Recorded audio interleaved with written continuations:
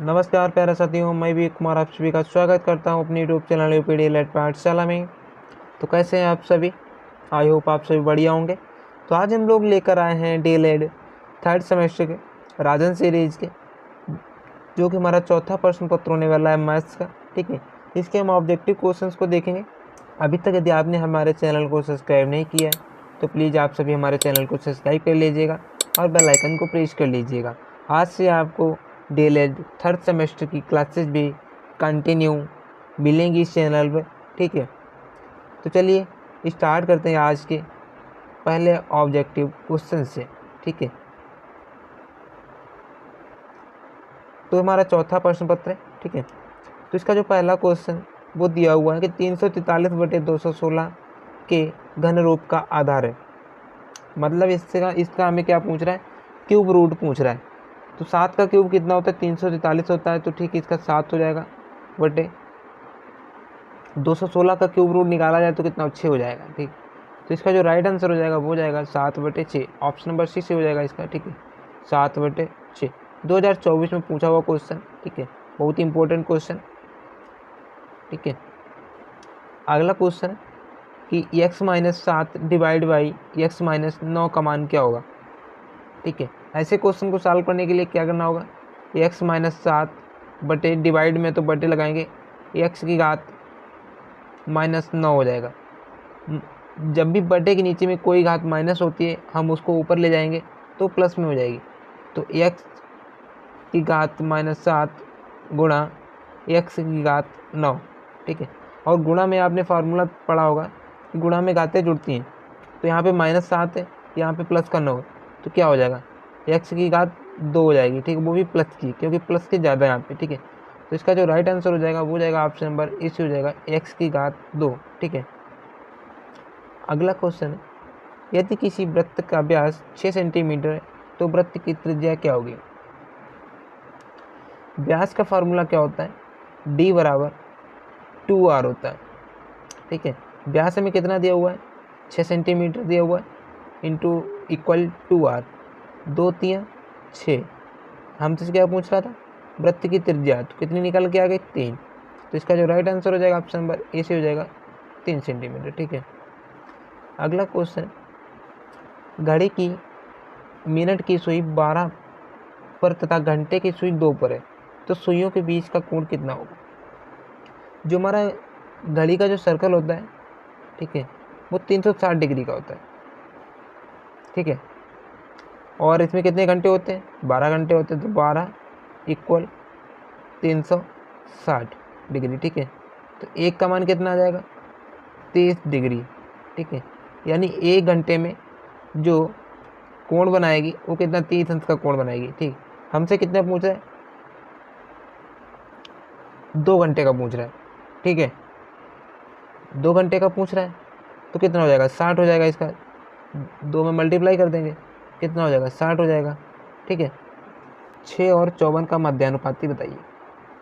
तो 6 और 54 का जब मध्यानुपाती हमसे पूछ रहा है तो मध्यानुपात निकालने का जो फार्मूला होता है वो क्या होता है? √a × v होता है। ठीक है, तो a × v का मान कितना दिया हुआ है? 6 × 54 दिया हुआ है। ठीक है, इसको हम इसका स्क्वायर रूट निकालेंगे तो 6 दिया हुआ है। ठीक है, और 54 को फैक्टराइज कर लेते हैं, 9 छाक 54। ठीक है, यहाँ पे 6 का पेयर बन गया तो एक 6 निकल के आ जाएगा, और यहाँ पे 9 है, 9 का स्क्वायर रूट कितना हो जाएगा? 3 हो जाएगा। तो इसका जो राइट आंसर हो जाएगा ऑप्शन नंबर बी से हो जाएगा 18। ठीक है, अगला क्वेश्चन है, यदि समुच्चय a बराबर 4 6 7 है, b बराबर 3 5 6 है, तो a उभयनिष्ठ b का मान कितना होगा? जब भी आपसे a उभयनिष्ठ b पूछा जाए तो इसमें से सिर्फ आपको क्या देखना है कि a और b में कॉमन क्या है। तो इसमें क्या कॉमन है? सिर्फ 6 कॉमन है। ठीक है, तो इसका जो राइट आंसर हो जाएगा ऑप्शन नंबर बी से हो जाएगा 6। ठीक है, अगला क्वेश्चन है, 1 वर्ग मीटर बराबर होता है तो कितना होता है? 1 मीटर में कितना होता है? 100 सेंटीमीटर होता है। ठीक है, तो 1 वर्ग मीटर में कितना हो जाएगा? 10,000 वर्ग सेंटीमीटर हो जाएगा। ठीक है, ऑप्शन नंबर इसका सी से हो जाएगा। ठीक है, अगला क्वेश्चन है log 381 इक्वल 4 का घातांकीय रूप कितना होगा। तो 81 को हम क्या लिख सकते हैं, 3 की घात 4 लिख सकते हैं, ठीक है। 3 की घात 4 कितना होता है हमारा 81 होता है। तो इसका जो राइट आंसर हो जाएगा ऑप्शन नंबर 20 हो जाएगा, 3 की घात 4 बराबर 81, ठीक है। अगला क्वेश्चन है साधारण ब्याज की दर से कोई धन 5 वर्षों में 2 गुना हो जाता है तो कितने वर्षों में 3 गुना हो जाएगा। मान लीजिए कोई धन हमारा कितना है, पी धन है, ठीक है, और वो कितना हो जा रहा है, 2 गुना हो जा रहा है। कितने सालों में, 5 सालों में, ठीक है। तो 5 साल में कितना बढ़ा, पी बढ़ा, ठीक है। हमसे क्या पूछ रहा है कि कितने वर्षों में 3 गुना हो जाएगा, पी का 3 गुना हो जाएगा। यहाँ 1 साल में 5 बढ़ा तो यहाँ पे कितना हो जाएगा डिफरेंस, 2 साल हो जाएगा। तो 2 साल में कितना हो जाएगा, 10 बढ़ जाएगा, ठीक है। तो इसका जो राइट आंसर हो जाएगा वो हो जाएगा ऑप्शन नंबर 20 हो जाएगा, 10 वर्ष, ठीक है। यहाँ पे p का मान 5 है तो 2p का मान कितना हो जाएगा, 10 हो जाएगा, ठीक है। ऑप्शन नंबर इसका 20 हो जाएगा, 10 वर्ष। अगला क्वेश्चन है व्यंजक P square x square plus C square x square minus A C square minus A P square का गुणनखंड हमसे पूछ रहा है, ठीक है। तो हम क्या करेंगे, इसके हम फैक्टर निकालेंगे, ठीक है। यहाँ से हमें क्या मिल रहा है, एक्स स्क्वायर कॉमन मिल रहा है तो एक्स स्क्वायर हम कॉमन ले लेंगे, ठीक है। पी स्क्वायर हो जाएगा प्लस सी स्क्वायर हो जाएगा, ठीक है। यहाँ से हमें क्या कॉमन मिल रहा है, ए कॉमन मिल रहा है, माइनस का हम एक कॉमन ले लेंगे। यहाँ पे क्या हो जाएगा, सी स्क्वायर हो जाएगा, ठीक है, प्लस पी स्क्वायर हो जाएगा, ठीक है। तो P square plus C square एक हो गया, दूसरा हो गया एक्स स्क्वायर माइनस ए स्क्वायर। कौन सा ऑप्शन हमें मिल रहा है इससे रिलेटेड, वो मिल रहा है हमें ऑप्शन नंबर ए मिल रहा है, P square plus C square, एक ब्रैकेट दूसरा ब्रैकेट एक्स स्क्वायर माइनस ए, ठीक है। तो इसका जो राइट आंसर हो जाएगा ऑप्शन नंबर ए से हो जाएगा। अगला क्वेश्चन है यदि ए बराबर एक्स अनुपात एक्स सम संख्या और एक्स जो है सम संख्या वो हमारी 9 से छोटी है तो कितना कितना हो जाएगा, 2 हो जाएगा, 4 हो जाएगा, 6 हो जाएगा और 8 हो जाएगा। ये हमारा ए का मान हो जाएगा, ठीक है। बी क्या बोल रहा है कि 7 3 4 8, बी का मान कितना है 7 4 3 8, ठीक है। तो हमसे पूछ रहा है बी माइनस ए, तो इसमें से सिर्फ हमें कॉमन कौन कौन सा मिल रहा है, 8 मिल रहा है, 4 मिल रहा है। तो 8 और 4 को हम हटा देंगे, ठीक है। जो भी हमारा पहले तो उसमें से जो बचेगा वही हमारा आंसर हो जाएगा, ठीक है। तो 7,3 बच रहा है उसमें तो वही हमारा आंसर हो जाएगा 7,3, ठीक है। अगला क्वेश्चन है हमारा क्वेश्चन नंबर हम लोग 13 को देखेंगे, ठीक है। 12 को बाद में देखेंगे, 12 में कुछ डाउट है, ठीक है। तो बैंक खाता के प्रकार हैं, तो बैंक खाता के प्रकार कौन कौन से थे, बचत खाता भी होता है, चालू खाता भी होता है और सावधि जमा खाता भी होता है, ठीक है। तो इसका जो राइट आंसर हो जाएगा ऑप्शन नंबर डी हो जाएगा, ये सभी, ठीक है। अगला क्वेश्चन है अल्पवयस्क व्यक्ति का खाता अल्पवयस्क का खाता कहलाता है, ऐसे व्यक्ति की आयु कम से कम कितनी होनी चाहिए। तो ऐसे व्यक्ति की आयु कम से कम 12 वर्ष होनी चाहिए, ऑप्शन नंबर इसका ए से हो जाएगा, ठीक है। अगला क्वेश्चन है मूलधन गुणा दर गुणा समय बटे 100 किसका मान होता है। जब भी हम क्या निकालते हैं, साधारण ब्याज निकालते हैं तो फार्मूला क्या होता है, मूलधन गुणा दर गुणा समय बटे 100, ठीक है। चक्रवर्ती मिश्रधन माइनस मूलधन खाली स्थान में क्या भरा जाएगा, तो क्या भरा जाएगा, चक्रवर्ती मिश्रधन नहीं, मूलधन ये भी नहीं होगा, चक्रवर्ती ब्याज। तो इसका जो राइट आंसर हो जाएगा ऑप्शन नंबर सी हो जाएगा, चक्रवर्ती ब्याज, ठीक है। अगला क्वेश्चन है 2000 का 10% वार्षिक ब्याज की दर से 1 वर्ष का मिश्रधन तथा चक्रवर्ती ब्याज कितना होगा यदि ब्याज अर्धवार्षिक देय है। जब भी आपसे अर्धवार्षिक की बात करता है तो इसमें क्या होता है, जो भी हमारा वर्ष होता है वो 2 गुना हो जाता है, ठीक है, और जो हमारा रेट होता है वो घट जाता है, आधा हो जाता है, ठीक है। तो 5% हमारा रेट हो जाएगा, ठीक है, और समय हमारा 2 गुना हो जाएगा, 2 वर्ष हो जाएगा एक तरीके से, ठीक है। तो 5 को जब भी हम रेशियो फ्रैक्शन में तोड़ेंगे तो कितना हो जाएगा, 1/20 हो जाएगा, ठीक है। तो हम क्या करेंगे, पहले कोई हमारी वस्तु 20 रुपये थी, फिर वो 21 हो गई, दूसरे वर्ष में 20 थी, 21 हो गई, ठीक है। तो 2 दूना 4, 400 अनुपात 441, जब भी आप 21 का स्क्वायर करेंगे तो 441 आ जाएगा, ठीक है। हमसे क्या पूछ रहा है कि 2000 रुपये उसका मूलधन है, तो 400 का मान कितना दिया हुआ है, 2000। 2000 मतलब इंटू 5 का मान दिया हुआ है, ठीक है।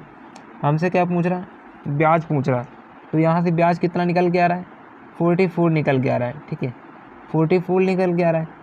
जो हमारा मूलधन है वो 5 गुना दिया हुआ है, तो हमारा जो ब्याज है वो भी 5 गुना ही होगा, ठीक है। तो हम इसकी मल्टीप्लाई कर लेते हैं, 5 एकन 5 और 5 चौको 20, 205 हमारा क्या निकल के आ गया, अर्धवार्षिक ब्याज निकल गया। तो इसका जो राइट आंसर हो जाएगा ऑप्शन नंबर 20 हो जाएगा 205, ठीक है। अगला क्वेश्चन, सबसे छोटी धन पूर्णांक संख्या कौन सी है। तो सबसे छोटी हमारी धन पूर्णांक संख्या कौन है, वो हो जाएगा ऑप्शन नंबर डी से हो जाएगा 1। और इस ऑप्शन दिए हुए ऑप्शन में बात करें तो सबसे बड़ी हमारी कौन सी हो जाएगी, 8 हो जाएगी, ठीक है। बाकी हमारी एक सम संख्या है और ये हमारी विषम संख्या है, ठीक है। पूर्ण घन संख्याएं नहीं है।